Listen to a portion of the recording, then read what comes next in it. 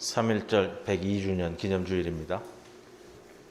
2021년 맞아서 우리 대면주일 두 번째 주일 드리고 있고요. 오늘 예배 중에 공동의회가 있습니다.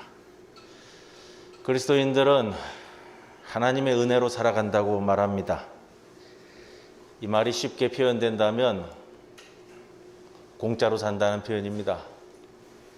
그리고 그 공짜의 삶, 그 은혜의 삶이라고 말하는 그 정점에 그리스도의 십자가가 놓여져 있습니다. 그래서 십자가의 은혜로 용서받고 구원받았다고 좋아합니다. 저마다 주께서 저를 용서하셨을 줄 믿습니다 라고 말하는 것이 믿음이라고 여기고 구원이라고 여깁니다. 어떻게 보면 참 쉽고 편리하다라는 생각도 해봅니다. 은혜란 값없이 주어지는 공짜인 것은 맞지만 또한 생각해 볼 것은 그만큼 우리가 빚을 졌다는 것입니다. 사실 그 은혜를 갚으라고도 하지 않고 갚을 수도 없기 때문에 공짜라고 여겨집니다. 우리가 받은 부모님의 은혜를 갚을 수 있나요? 갚으라고도 갚을 수도 없습니다. 그렇다면 우리가 할 수 있는 것은 우리 다음 자식들에게 부모가 우리에게 했듯이 하는 것밖에는 없습니다. 부모가 과거의 역사라면 자식은 미래의 역사입니다. 우리는 과거의 빚을 졌습니다. 이 빚은 미래를 향해 갚아야 할 그런 빚입니다. 단지 하나님의 은혜로 죄가 용서받고 구원받았다고 그렇게 기뻐할 문제는 아니라는 겁니다. 이스라엘에는 믿음의 조상들이 있습니다. 그들이 있게 한 조상들입니다. 하나님의 약속을 붙들고 그 약속을 위해 광야길을 갔던 사람들입니다. 그리고 젖과 꿀이 흐르는 약속의 땅, 그것은 미래의 땅이었습니다. 광야를 걸어간 조상들은 두 사람을 빼고는 그 땅을 밟아보지 못했습니다. 자기의 땅이 아니라 자손들의 땅이었기 때문이죠. 하나님의 약속은 그냥 이루어지는 것은 없습니다. 조상들의 피와 땀, 고난이 있었습니다. 그렇게 아브라함의 하나님, 이삭의 하나님, 야곱의 하나님이라는 표현은 오늘의 이스라엘을 있게 한 하나님의 은혜와 그 믿음의 선조들에 대한 역사의식이자 신앙입니다. 오늘 우리의 조상은 누구일까요? 하나님을 믿으니 우리의 조상도 아브라함, 이삭, 야곱일까요? 오늘 한국 교회의 어려움이 여기에 보입니다. 구체적인 역사 속에 우리 신앙 선조들의 하나님을 생각지 못합니다. 그렇기 때문에 태극기 집회에 성조기가 나오고 심지어는 이스라엘기가 나오는 것입니다. 조상이 외국인입니다. 신앙의 사대주의가 이런 게 아닐까요? 예수 믿으면 조상까지 바꾸어야 할까요?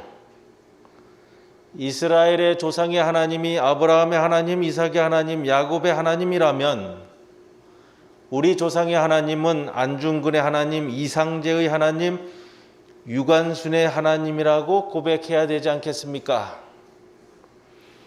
3.1 독립운동은 바로 그런 면에서 우리가 다시 생각해 보아야 됩니다. 3.1 독립운동은 오늘 본문에 빗댄다면 우리 믿음의 선조들의 자기 십자가였습니다. 단순하게 예수님 보혈의 십자가를 믿기만 하면 구원받는다는 그런 차원을 넘어섭니다. 관념적인 주님의 십자가의 은혜로 구원받았다라는 차원을 넘어서고 있습니다. 우리 주님께서는 오늘 보면 마태복음 16장 24절에 말씀하십니다. 누구든지 나를 따라오려거든 자기를 부인하고 제 십자가를 자기 십자가를 지고 나를 따라오너라. 예수를 믿는다는 것은 예수처럼 살아가는 겁니다. 예수를 믿는다는 것은 예수가 살아온 삶을 따라가는 제자가 된다는 겁니다. 오늘 본문은 예수를 따르는 첫 번째 조건을 이렇게 이야기합니다. 자기 자신을 부인하고 자기를 부인한다. 무슨 말일까요? 내 자신을 부인한다. 오늘 번역문에는 원문에 녹여져 있는 표현에서 두 가지가 누락된 것으로 보입니다. 하나는 자기를 이라는 표현에 3인칭 제기형을 씁니다. 쉽게 말씀드리면 자기가 자기 자신을 부인한다라는 뜻입니다. 그것도 1인칭 시점이 아니라 3인칭 시점으로 자기를 보고 부인한다는 말입니다. 자신을 3인칭 관점에서 객관적으로 보고 과거의 그리고 현재의 자신은 미래의 자신이 아니라고 과감히 부인하는 그 선언하는 행위가 자기 부인입니다. 더 나은 예수를 따라가는 삶을 사는 사람은 과거에 안주하는 현재의 자신을 미워하고 거절하고 그것은 자기 자신이 아니라고 선언하는 겁니다. 거기에 이제 자기 부인, 여기에 부인하다에 한 가지 더 강세 접두어를 붙여서 강하게 표현하고 있습니다. 자신의 현재를 살피는 사람만이 자신을 부인할 수 있습니다. 자기를 부인한다. 과거의 자신, 현재의 자신을 나는 내가 아니라 미래에 되어야 할 내가 변화하는 과정으로 인식하는 사람이 자기를 부인하는 사람입니다. 그렇게 자기 부인을 할 수 있는 사람이 다음 단계로 들어갈 수 있습니다. 그것을 오늘 본문에서 자기 십자가를 지는 것이다. 이렇게 표현합니다. 자신만의 십자가를 진다라는 의미는 심오한 표현입니다. 예수님 말씀이 우리들에게 예수의 십자가를 지라, 내 십자가를 지라고 하지 않으셨습니다. 너는 내 십자가를 대신 지고 나를 따르라 라고 말씀하신 것이 아니라 너는 네 십자가, 각자 자기 십자가를 지고 따르라고 말씀하셨습니다. 어느 아버지가 자기 딸이 하도 말썽을 부리고 마음 상하게 하니까 그 딸을 바라보면서 가지는 생각이 저 녀석이 하나님이 내게 주신 내 십자가인가 보다, 네가 내가 지고 갈 십자가인가 보다, 이런 표현을 합니다. 이게 맞는 표현이겠습니까? 그런 표현의 말씀이 아닙니다.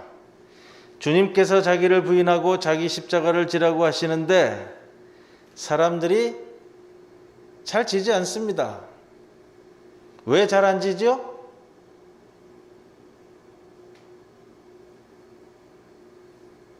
자기 십자가가 뭔지 모르기 때문에 그래요.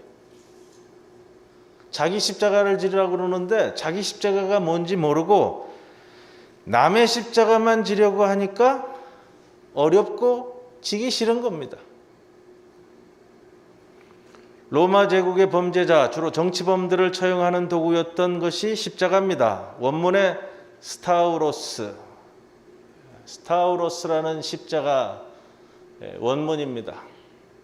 고전 문헌학자인 배철현 교수가 가끔, 이분이 학부는 신학을 공부했기 때문에요, 가끔 이 성경 말씀을 번역해서 올리는 것들을 함께 나누는데, 십자가를 뜻하는 헬라어 스타우로스는 이 단어를 어원으로 해서 영어에 무슨 단어가 만들어졌냐면요, 스타일이라는 단어가 생겨났어요. 내 십자가라는 것은 내 스타일이라는 뜻이에요. My style, 내 스타일. 내 스타일은 나를 나답게 만드는 겁니다. 여러분, 내가 내 스타일이 없으면 그래요, 내 인생이 허접하게 느껴지고, 내가 내 스타일이 없으면 내 인생이 재미가 없는 거예요. 자기 스타일이 있어야 된다고 말씀들을 하시죠? 내 스타일이 없으면요, 옷을 입는 거, 헤어스타일, 이런 차원을 좀 넘어서서요, 내가 살아가는 내 인생의 내 스타일, 내 신앙의 내 스타일, 그것을 말씀하는 표현이 자기 십자가입니다. 십자가를 지다라는 원뜻의 제1차적인 뜻은 높이 들어 올리다라는 거예요. 이것을 주님은 명령형으로 말씀하셨습니다. 네 스타일을 높이 들어올리라. 내 스타일을 세우기 위해 순간과 같은 인생에서 내가 해야 할 일을 해 나아가는 것이 자기 십자가를 지는 것이고요. 그것이 바로 구원입니다. 그리스도인으로서 내가 살아야 할 그 삶을 올곧게 살아가는 것, 그것을 자기 십자가를 지는 것으로 주님은 표현하고 계십니다. 자기 부인과 자신만의 십자가를 찾아 기꺼이 걸머지는 삶이 유익하고 행복한 삶입니다. 우리 주님이 복음서에서 반복적으로 하시고 계신 말씀이 있습니다. 너의 믿음이 너를 구원했다. 네 믿음이 너를 구원했다라고 말씀하십니다. 내가 너를 구원했다고 말씀하시지 않습니다. 믿음은 주님의 십자가를 쳐다보는 것만이 아닙니다. 주님이 지는 십자가가 아니라 내가 지고 가는 자기 십자가가 오늘 말씀의 본질입니다. 3.1운동은 우리 민족의 자기 십자가가 이뤄낸 운동이었습니다. 3.1운동은 우리 선조들의 자기 십자가였습니다. 사실 당시에 기독교의 이 3.1 독립운동에 참여는 쉽지 않았습니다. 여러 가지 배경이 있었죠. 당시 교회를 지도하고 있었던 외국 선교사들은 우리들에게 내세 신앙을 강조했습니다. 또한 현실 정치에 교회가 참여하는 것에 대해서는 극구 말렸습니다. 그러나 우리 신앙 선조들은 나라가 식민지 상태인데 가만히 있으라는 말을 도저히 받아들일 수 없었습니다. 선교사들의 맹목적인 내세 신앙을 넘어섰습니다. 참으로 위대한 우리 선조들입니다. 민족대표 33인 가운데 한 분이신 이승훈 장로님은 3.1 운동의 거사를 준비하면서 2월 중순경에 평양에서 몇몇 목사님들을 모아놓고 이 거사에 참여하도록 권면했습니다. 그러자 나오는 소리는 늘 비슷하잖아요. 정교 분리 정책에 의해서 우리는 종교인인데 교회가 무슨 현실 정치에, 난색을 표명했습니다. 그러자 이승훈 장로님께서 책상을 치면서 소리쳤다고 합니다. 나라 없는 놈이 어떻게 천당에 가고, 이 백성이 모두 지옥에 있는데 당신들만 천당에서 내려다보면서 거기 앉아 있을 수 있어? 이렇게 호통을 쳤다는 겁니다. 정말로 자기 십자가를 지신 우리 믿음의 선조입니다. 날짜가 지났습니다만 2월 14일이 무슨 날이죠? 2월 14일이요. 발렌타인데이잖아요. 2월 14일은 여러분 안중근 의사가 31살의 젊은 나이로 사형 선고를 받은 날입니다. 31살이요. 우리 교회에 31살이 누가 있나 봤더니 우리 오늘 특송하신 김효진 선생님이 금년에 만으로 31살이더라고요. 이 나이에 사형 선고를 받은 얄팍한 상술의 날에 2월 14일이 우리가 기억하는 안중근 의사의 날보다는 발렌타인데이가 되어버렸습니다. 그리고 이 상술은 참 아이러니컬하게도요, 일본에서 시작되었다고 그래요. 안중근 선생님이 사형 선고를 받자 그의 어머니 조마리아 여사는 이런 편지를 보냈습니다. 네가 이 어미보다 먼저 죽은 것을 불효라고 생각한다면 이 어미는 이 세상에서 웃음거리가 될 것이다. 너의 죽음은 조선인 전체의 공분을 짊어진 것이다. 네가 사형 선고를 받고 일본 법정에 항소를 한다면 그건 일제의 목숨을 구걸하는 것이다. 나라를 위해 땀만 먹지 말고 그리고 뭐라고 말씀하셨는지 아시죠? 어머니가 아들에게 얘기했어요. 그냥 죽어라. 옳은 일을 하고 받은 형이니 비겁하게 삶을 구하지 말고 대의에 죽은 것이 어미에 대한 효도이다. 아마도 이 어미가 쓰는 마지막 편지가 될 것이다. 너에게 수의를 지어 보내니 이 옷을 입고 가거라. 어미는 현 세상에서 너와 다시 만나기를 기대하지 않는다. 다음 세상이 있다면 선량한 하나님의 아들이 돼 이 세상에 나오거라. 이런 분들이 있었기에 3.1 독립운동이 성사될 수 있었고 오늘 이 나라가 여기까지 지켜질 수 있었습니다. 그러나 지금의 우리의 모습은 너무나 부끄럽습니다.